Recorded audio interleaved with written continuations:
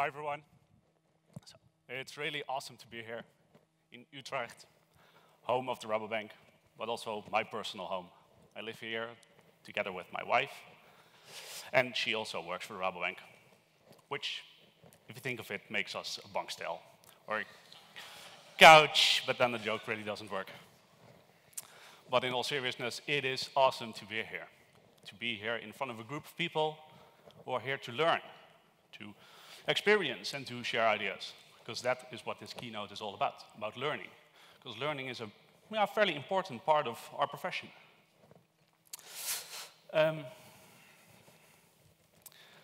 My name is Wouter Oet. I'm a software engineer for the Rabobank, self-proclaimed Java geek. And what I also like about being here as a keynote speaker is that Rabobank did not send an architect or business manager, but they actually sent a developer. So I think that's pretty cool. Every morning when I get to the office, I have this routine. I log on and I check Feedly. For those who do not know what Feedly is an RSS reader. I'm subscribed to various topics and sources which every day publish articles. For instance, Cloudflare. And every day I read through those. But it's not just 2 articles, there are a lot of articles.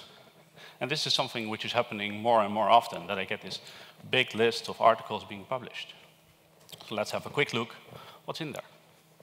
We have cloud and networking, AI and design patterns, Micronaut and tooling, of course security, HTTP2, and microprofile.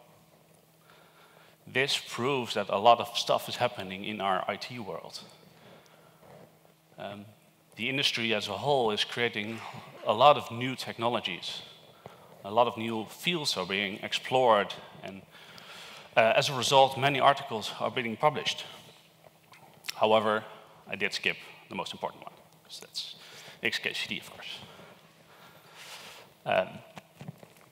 But a lot of stuff is happening in IT as a whole, but also in our Java bubble.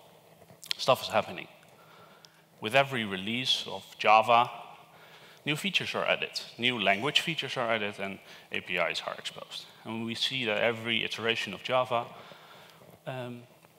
more classes are being added, because new functionality is being built. And every iteration, more and more classes are added to the language, with the exception of Java 11, in which previously deprecated classes were removed. So, yay for the removal of Corba. But with 12, again, it grew. And with 13, it will grow again. And with 14, it will grow again. And 15, etc. Because the language is also changing. But not just the language, also our ecosystem. This graph shows the number of artifacts in Maven Central. And mind you that larger vendors such as Red Hat and Spring have their own artifact repositories. This graph shows that last year, 50,000 new artifacts were uploaded. That's 50,000 new updates, new libraries, new frameworks. And we as developers are expected to use those. Luckily, it's not that bad for us Java developers. If you look at our friends in the front-end world and we look at NPM, we're pretty okay. So they had to deal with 180,000 packages being uploaded last year. And this graph is so steep, and the stuff is so much happening that since the start of this talk, 3 new Angular versions were released. So also in the ecosystem, stuff is happening and complexity is growing and developers are exposed to new information. But it doesn't end there. Because also the expectations of what a developer is able to do are changing. For instance, everyone here is expected to write secure code. You can't have applications with bugs to them, at least. It's a pleasure, Brian. So you're expected to know something about cybersecurity. And once your application is up and running and it's working on your laptop and you want to ship it to production, you also need to know something about CI/CD tooling. And when your application is there, you probably want to store some data somewhere. So, you also have to know something about your runtime, because it's running on something. whether that's cloud or another runtime. But you also need to know something about how do I store data, whether that's SQL, NoSQL, file storage, blob storage, whatever.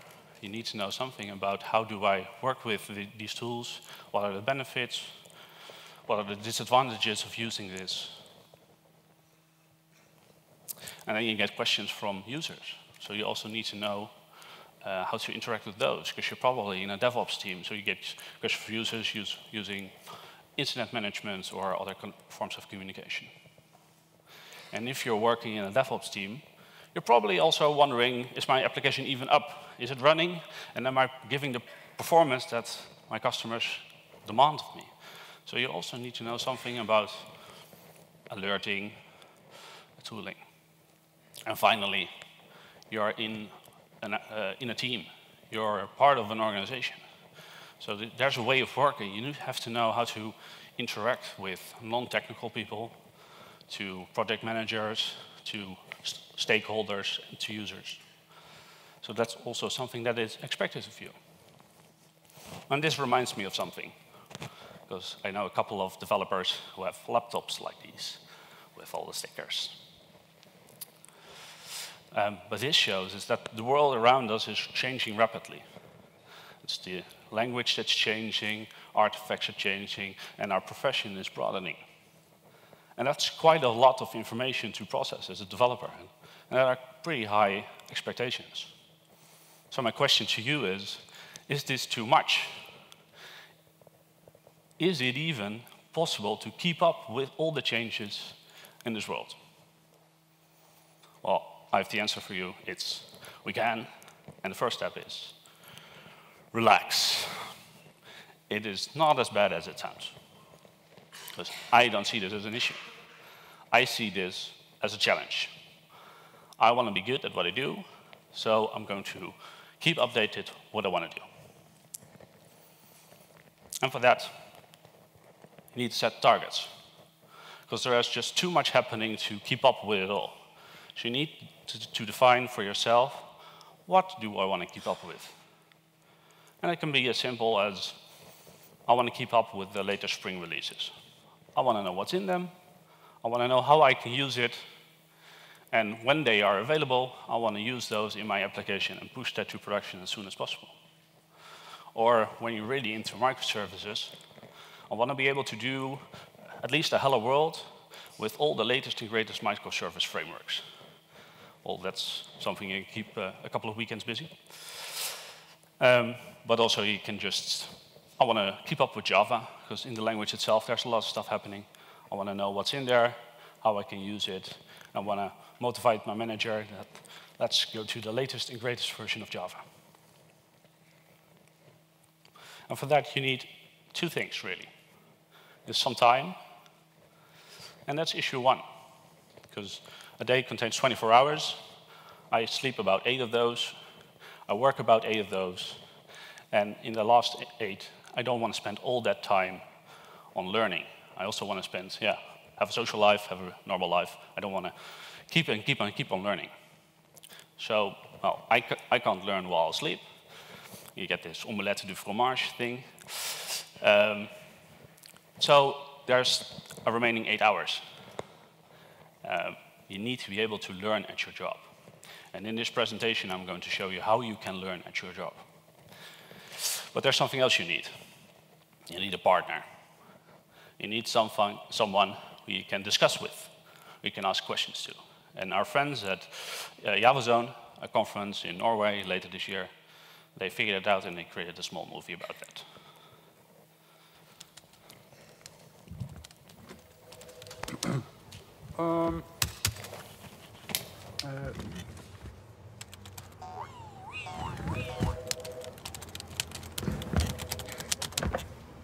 Huh?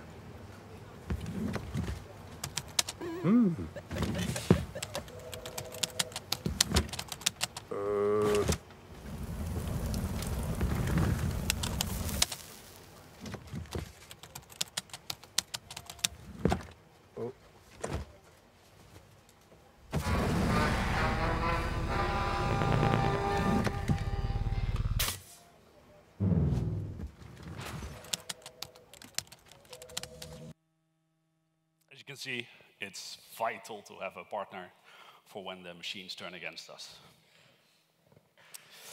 So in this presentation, I'm going to show you 5 points on how you can improve your learning at the job. And the first one is to make use of that partner. It's using pairing and mobbing. And for those who are unfamiliar with these terms, pairing is basically 2 developers sitting behind a single laptop or computer, solving a single task together.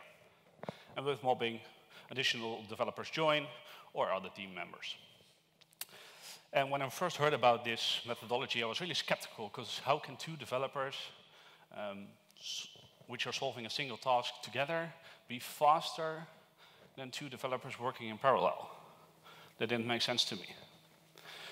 But we heard great things, so we as a team gave it a try.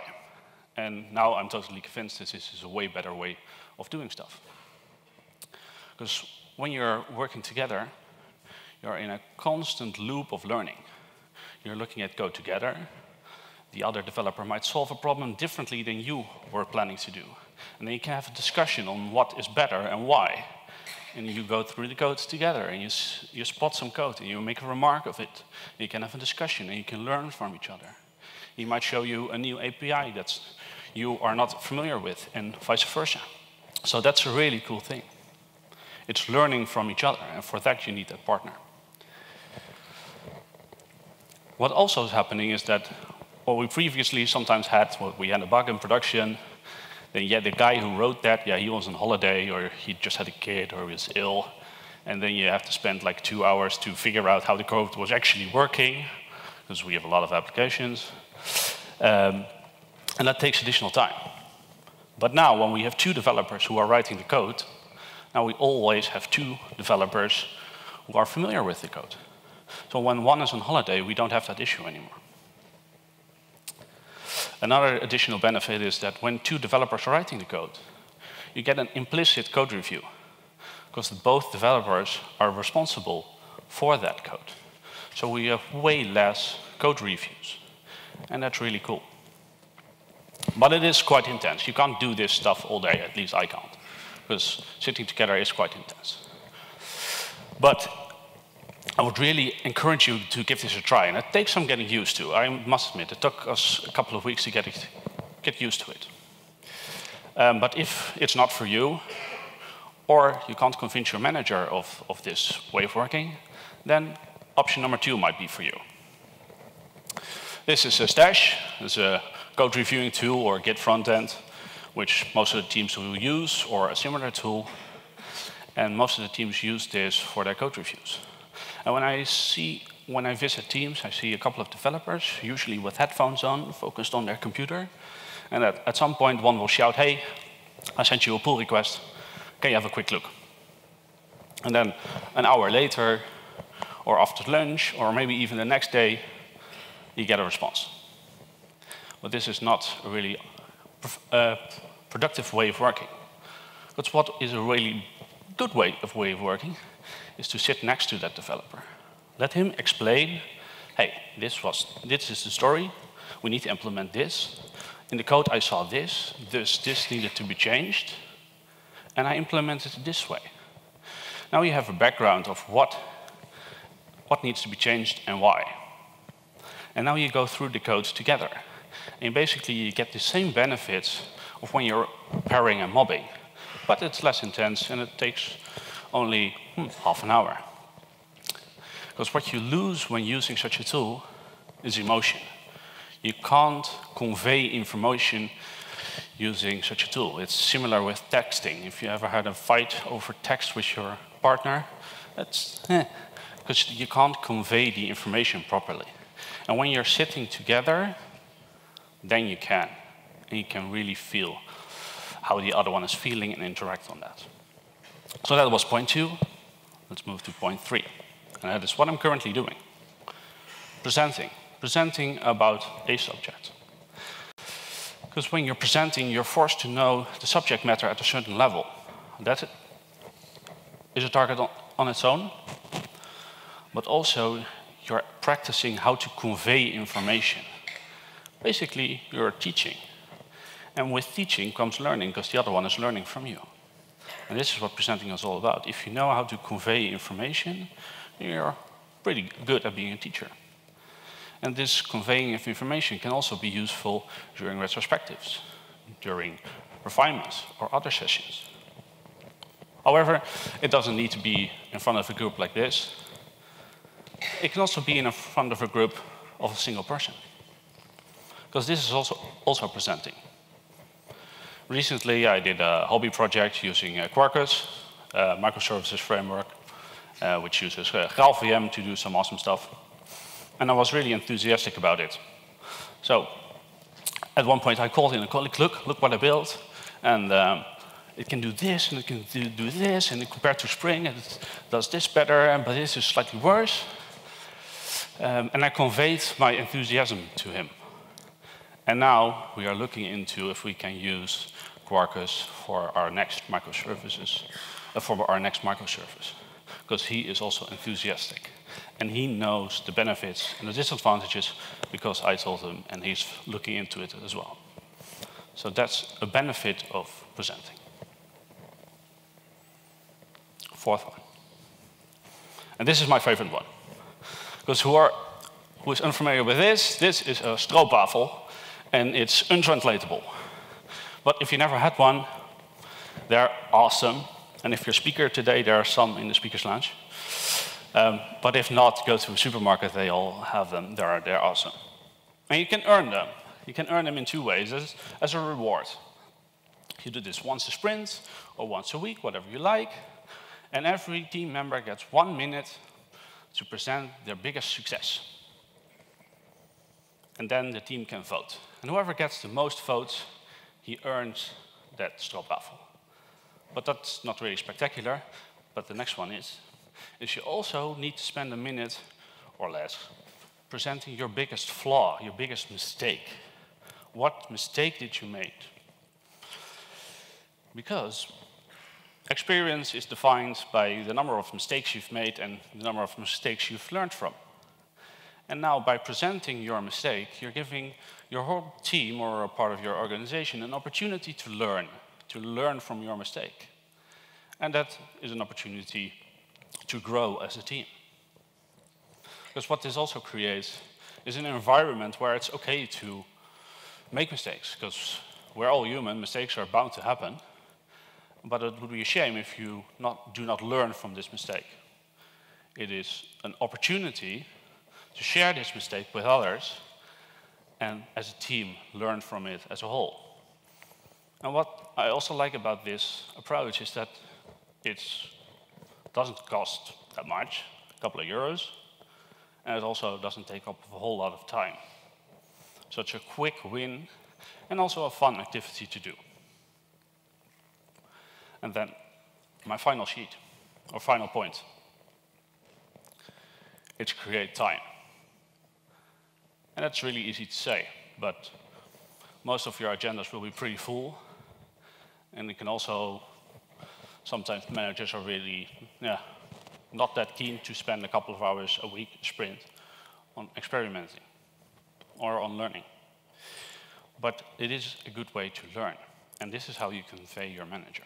You're not telling him you're learning, you're telling him you're experimenting. For instance, you have this issue with your data storage solution. It's not giving you the performance you want, or it's not giving you the features you desire. And you tell this to your manager. Dear manager, we have this solution. I'm not happy with it, but I read about this awesome new NoSQL solution. This could bring us performance, get a better customer feedback, and allow us to grow our application. I want to spend 2 hours this week, that's 5% if you work 30 hours, or I want to spend 2 hours this sprint, 2.5% if you do 2-week sprints, on experimenting. I want to see if this can bring us the features we desire. And now your manager will be more susceptible of, well, let's try that.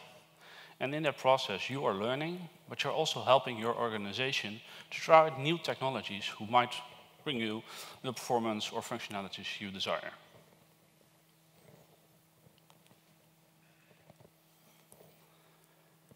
But my final point And maybe a most important point here today is to have fun, to learn, to experience and to share ideas, because that's what this event is all about. And if you encounter a new awesome technology, write it down. Make it a target of your own. I want to be able to create a microservice using this framework, or I want to move to the latest and greatest Java version. Make that a target and see if you can hit it. Most importantly, have fun today. Thank you all.